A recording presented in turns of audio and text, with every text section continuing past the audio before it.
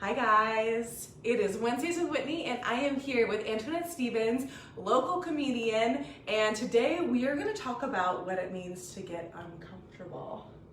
And I reached out to Antoinette because she posted something yesterday, a couple days ago, who knows, it's social media, and it was just a one-liner. And can you tell me what you posted? Yep, I said normalize being uncomfortable without feeling the need to attack your source of discomfort.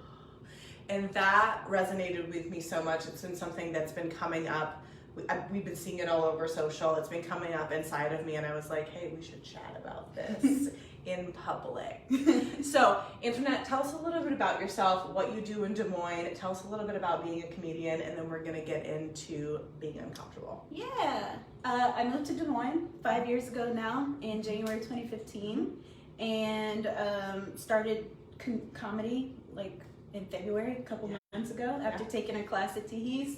Really liked it. And you're like, and now I'm in. And now I'm all in. Well, but it wasn't your first time performing, because No. I saw you doing Storytellers, and then that was kind of what got the ball really rolling between the two of us. Yeah. So you've been performing for a while. Yeah, I'm a perpetual entertainer. Okay. When did that start for you? So I've been dancing since I was 2. Oh, I didn't know that. Yeah.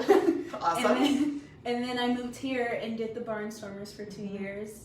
Yeah. Okay, I'm gonna learn a lot today, right now. Okay. I've done I've always done public speaking, so conference talks, and then the Storytellers. And now I've moved to comedy. I love it. I love being in front of people, and making them smile. Yeah. Well, I'm thinking about comedy is really all about identifying discomfort and making people laugh about it. Yeah. Can you tell me, maybe I just made a weird connection, but can you tell me, what do you make jokes about? Like, what is your set about? A lot of my jokes are about me, like true things that I've done. I think it's easy for me because I'm kind of already a jerk. Yeah. And so a lot of situations. Inside jerk. Yeah. I resonate. A lot of situations that happen to me, like I react to them in a way that's just funny. Yeah. So my sets right now are about like the awful guys I've dated. I could, maybe I should do comedy. It's been a ride, or just like things that I've observed. I have a set right now about what it would look like to celebrate Juneteenth, like we celebrate Cinco de Mayo. Yeah. And how that should not be a thing. Okay. So if you want to see that set and know how we should celebrate, Friday. Yes. Friday at give us the thing, and then we'll actually go into our conversation. So Friday at Teehees is the Juneteenth Comedy Jam. I am one of 8 comedians that will be performing. It's an all-black show. So go and check out Teehees' Facebook page for tickets. There is a 7 o'clock show and a 9:30 show. Yes, and I will be at the 7 o'clock show, so I am ready. Okay, so first question I want to ask on the topic of discomfort is, what's making you uncomfortable right now? So I'm kind of always in a constant state of discomfort, and it's never one thing in particular. I think it's mostly the fact that I live in Iowa, and it's not a very black space. Yeah. So a lot of times I'll wake up in the morning, and I think the things that run through my head just bring on like constant anxiety. Would you share some of those things? Yep. So it's things like, when my boyfriend goes out for a run, will he be safe? Will he come back to me? Yeah. If I wear this Black Lives Matter shirt, will I be accosted at the mall? When I go to the mall, will I be followed? How do I respond? Yeah. How quick can I be to get my phone out and start recording? I don't think I would think about it. I have never thought about that. Yeah. Okay. And that, and you know, I grew up in Iowa, so I grew up predominantly everywhere was white, and if there wasn't, it was 1 or 2 people in my vicinity of color. Yeah. And so I grew up very much not thinking about race. It was not in my peripheral, it wasn't anywhere in my vision. And then I moved to Rochester, New York, which is a much more diverse population, and really started feeling and thinking through what was going on in my head when I was confronted with different situations, when situations were actually diverse. And I'm like, oh, this is the space I get to work in. And then I moved back to Iowa. So when I asked you that question, we talked a little bit before, when I asked you, you know, what's making you uncomfortable, it never occurred to me that your answer would be, I'm always a little bit uncomfortable. Yeah. And I think that that is, because when I was thinking through the same answer to the question, you know, what's making me uncomfortable right now, I thought about going to the George Floyd vigil, and while we were silent, I heard the woman like just wailing about her son, and I'm just sitting here like shriveling, and it's making me so uncomfortable. And I'm like, oh, like what about this is discomfort for me? It's pain, it's not knowing, it literally just a massive space of not knowing. Yeah. It's kind of this feeling of helplessness. I think that a lot of people are just now kind of experiencing and coming to terms with. Yeah. But it's just always a constant state of anxiety. Even in my like own home, if I'm too loud, will someone call the cops? Like, it's always a thing. When you just use the word helplessness, and I want to dive into that a little bit. What's your relationship with helplessness in terms of the racial divide that's happening? Do you have a relationship, like, have you felt helpless in making change in the racial space? Is that something that even crossed your mind before now? Like, where were you with that? I don't think the helplessness is so much about like race relations as much as it is about tearing down like systems of racism. Like, especially right now, it feels like we don't really have politicians who are excited or like making huge steps to like bring down those systems because, well, most of them benefit from it.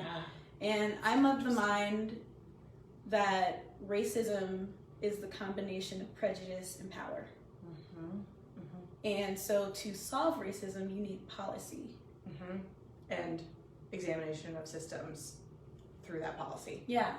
And what I just heard you say was, I don't see politicians who are excited about tackling this issue. And I have to resonate with that 100%. Like, when the conversation first started around George Floyd and everything that's happened since then, there was a massive discomfort in me, but there was also this, I get excited about learning about new things. And this is not new, but as far as a collective dialogue, it is now new, refreshed on everyone's minds. And so while I wouldn't say it's excitement from a giddy perspective, it's like, okay, what's next? What do we get to create? And it's really disheartening when I'm not seeing our political leaders say, okay, cool, we get to do something with this. We get to make something with this. Yeah, and when I say that, I'm not saying no one's doing anything. I think what I mean is I want people, when policy comes out, to really examine what it means. I think a lot of times we accept symbolic gestures as change without evaluating exactly what impact that gesture has. Yeah, well, and I actually think we had this conversation. It was between you and I got to acknowledge that I don't pay attention to the news. And the reason I get to not pay attention to the news is my place of privilege. Is it really going to affect me? Now, I've gotten to change that and become more aware, still very much working on watching the news. Oh, it's kind of like, it's really just a draining. sad place. Yeah. So I'm doing my best in that space. But that awareness, politics, policy, news, what's actually happening, like, you can choose to opt out or you can choose to pay more attention. Yeah. For comparison, I tried to go dark on social media and news for a little while and almost missed the curfew that they put in a couple of weeks ago, and we were planning to go to a friend's house. So had we missed that could have had actual impact on like my well-being. Which I think it was that moment where I just knew, like, I can't even afford to tune out. Yeah.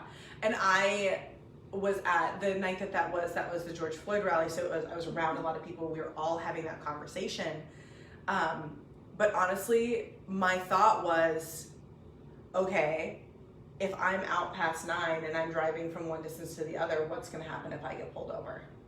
I didn't feel any fear in that. Mm-hmm. And I was like, oh my gosh, that's my thought. And I know that a person of color is going to have a different thought. I was like, okay, this is the whole thing. This is literally it. This is what's happening. So I think it's those moments. I want to talk about just one-on-one interactions around these conversations. Because what I've been seeing on social media is, yes, we have a collective, but a lot of what's happening is one person commenting on one person, like the general feedback loop that we're creating. Mm-hmm. And I've been seeing, I guess my question is, for the both of us to answer, what's the best way when we see something that we're like, oh, maybe check on that? What's the best way to go about that? I have some feelings on that. I'd love to. I do too. So I think a lot of people would say, like, come from it as the assume good intent thing. Mm-hmm, and I don't subscribe to the idea that we should assume good intent. Mm-hmm. I think we should assume no intent and then ask questions to get an idea of what the intent was. Yes. I don't like the idea of making assumptions about people, especially if they were coming from a malicious place to begin with. But on social media in particular, I've had a lot of people engage me for several reasons. Mm-hmm. And sometimes I can tell it's a genuine question, and sometimes I know it's not, or I just am not in the mood to answer. Yeah. So I've learned two paths, which is I know the things to say to kind of have a conversation that ends well, and then scorched earth. Hello. Goodbye. Which is when I hurt feelings Yeah. and then block them. Yep. And do you ask the questions first? Because I think, like, tell me about that process. Which one? The scorching. Oh, scorched earth. Like, Yeah. so that one's really like, I said what I said and I'm moving on. Yeah. Or it's, you clearly have made no efforts to understand what I'm saying, and so now you can go. And I know I don't think people should be made to feel bad for protecting their peace. Oh gosh. Which is never. on my timeline. Yeah. If you're a Trump supporter, I'm deleting you. I don't need to see it. I don't Yeah. want to. Yeah, that's not what you want to feel in your feed. I shouldn't open Facebook and have heart palpitations. No. So Well, and that just thinking about our own individual boundaries around social media. I had a friend ask, like, I want to take a week off, but should I take a week off? People expect things of me. And I was like, you do not owe anyone your presence. You do not owe anyone a response. And I think that there's a lot of, I am good if I respond. yeah. And sometimes it's just like, you know what, I didn't want to, so I didn't. Yeah. And that impulse that we have to show up a certain way all the time. Yeah. It's happening in these conversations as well. Yeah, I've noticed, like, people will say really awful things, and if you say something bad, they put the onus on you to educate them. Yeah. Instead of, I don't agree with what you said, here are the reasons it's, like, factually wrong. You should go do the research. But I'm also like, even that's a lot of grace. Because if someone's saying something mean specifically at another person, or just in general, it's like, well, what is my responsibility as a white person to go in there? I feel like I can offer resources, questions, but even if I see someone who's blatantly racist, I'm like, I don't really want to interact with you either. Yeah. Because what's my place of change there? So that's a hard question for me, just because I've recently become of the mind that I don't have the desire to change hearts and minds, just because, like, my definition of racism is about systems and policies, and power. So my new thing is, like, I don't care if you hate black people, but your hatred of black people should not have the ability to impact my life. So, growing up in Iowa, there is, I would say, there's a general attitude when I was growing up, and I really think that Iowans have made progress here, but there was a general attitude that you can be whatever you want, it just can't affect me. Like you can be this, you can be that, but it can't affect me. And so when I think about that in terms of systems, we all have to be able to be exactly who we are, and our systems not just accommodate, but equalize that. I would say not equalize, but like equity. Okay, explain. Like not equality, but equity. So equality assumes everyone is the same. Mm-hmm. Equity has the lens that everyone is not the same, Mm-hmm. and applies the resources needed to give everyone a fair chance. Mm-hmm. Okay. Can you say that again? So equality assumes everyone is the same, Mm-hmm. starting from the same place. Mm-hmm. Equity is about recognizing that everyone does not have the same advantages, Mm-hmm. and applying the resources Mm-hmm. needed to give everyone a fair chance. Yes. Because maybe in 50 years, hopefully it doesn't take that long, we can actually talk from a place of equality. Yeah. But that will take equity. Yeah. Is that a way so to say that? let me put it this way. In housing, Mm-hmm. we all have equal opportunity to apply for a loan to put a down payment on the house. Mm-hmm. Equity would be recognizing that not all of us have families that can give us $10,000 for that down payment. Seriously. Because of generational wealth. Yes. And that conversation, when I've been having conversations with people, I find more defensive people are very quick to point out individual experiences with populations. And I'm like, but don't you, that's not what we're talking about here, because I talked about it as parenting. I don't know if this is a terrible analogy or not, but when I think about parenting and say you have two kids, you have your golden child, and you have your black sheep. Like, these are the titles of like the good kid and the black kid, the black sheep. And when I think about America, and if we say, okay, well, we've put all of our resources into the golden child, the white person, and then we've said, okay, like the black sheep is part of our family, but we're not putting the resources there. What is the surprise when, okay, black sheep could totally succeed and do everything, but they will have succeeded despite their upbringing. What does that, I'm working through this analogy in my head. What does that mean for you? Bad, good? We're not really talking in terms of that? I wouldn't even look at it that way. I would say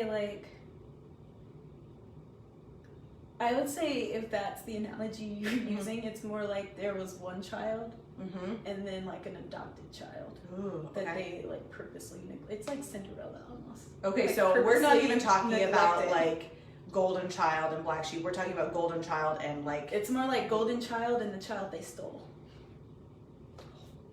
Yeah. Okay. So then we're talking about systems and how we bring people up through systems. So I had a different experience coming up through systems than you did. Yep. And so this is going to create complete differences in how we view the world, even if we're operating at the same socioeconomic status in the same town a couple miles apart. Yeah. Which I find to be not the most mind-boggling, but I think like, okay, we live very close. We're very close in age. We enjoy similar things, but our experiences of those things are still very different. Yeah. And that is uncomfortable. Like the thought of that, when I think about that, I'm like, that's an uncomfortable thought to have. But it's the conversations we're having right now. Yeah, I think that's really what it is. Whenever something makes you uncomfortable, I feel like that comes from a lack of knowledge a lot of times. So Google it. And the best part about living now is like no one has to know that you didn't know before unless you tell them. Yeah. So like yeah, you are free to feel uncomfortable and not know things as long as you're like, oh, I don't know how this works. Let me go look it up. Yeah. In the massive database. In the massive of Google. Things. I was a college professor for quite a long time, and people would ask me questions, and I'm like, can you Google it? Like, if you Google it, if you can Google it, I'm not answering it. I don't really understand what it is, but people like to sit in not knowing things and argue from that position, because I think for a lot of people, what you know is just what you know, and it challenges a lot of people's core to move away from that. I love that. So one of the things that we talked a lot about in the leadership training I did was the question they would ask is, what are you pretending not to know? And that is because if you don't know it, then you don't have to be responsible for it. You don't have to change it. And you don't really have to sit with how that's affected your entire life. Yeah. And the second you know it, and I know this about myself whenever I come into knowing about something, I'm like, well, now I have to do something about it. And that's really irritating because it requires a lot of effort. Yeah. And I honestly think that that's where a lot of white people are right now about racism. Yeah. They're like, this is taking a lot of effort. And I'm like, what, if you think about all of the things that you've known, okay, so you know you're in a relationship, you know that day when you know that you have to break up with them, and you're just like, I have to break up with you now. And all of the work it's going to take and all of the discomfort because you've been with them for years and you literally have to change your entire life in order to become a new person that made that mistake and is now doing something different. And I feel like we're having a general breakup with our racism. Yeah. Wow. That just happened in my brain. Yeah. No, that's a good one. Okay, well, we'll move forward with that one. And I think that's the discomfort, right? Because like I will live a new life a new way, literally because COVID happened, and then for me my economy changed. Like all of our economy changed. My personal economy was very affected, and then my racism was brought up. Our collective racism was brought up, and I was like, there is not a part of my brain that hasn't changed right now. I think that's a really good point. And I can see a lot of people struggling with that kind of same thing. And a lot of them fight it by saying like, well, I didn't do anything, so I shouldn't have to take responsibility for anything. But it goes back to what we mentioned earlier about being part of a system. Yeah. And like, what is your responsibility for tearing down that thing? Well, and what if that was said the other way? So I'm a white person. I don't feel like I have made discriminatory actions in my life. Whether that be true or not, that is my sense of myself. That doesn't make me better. It just means that maybe I haven't been mean. I think everyone's understanding of racism is a little scoped too small. Like, if you've ever been in a room of only white people and heard someone say something that was like blatantly racist, N-word or something more nuanced, and you sat there and you were like, that's all it takes. I mean, you don't have to be directly mean to somebody to participate in a racist system. You just have to be complicit. Like, that's it. Complicit or silent. So I think that coming back, kind of just social media in general, complicit, silent, speaking up, I'm seeing a range of it. So from everybody, there's very few people who are not participating in one way or another in this conversation. And how I've been maneuvering through it is, if I see something from somebody and I'm like, hey, what's that about? The intention.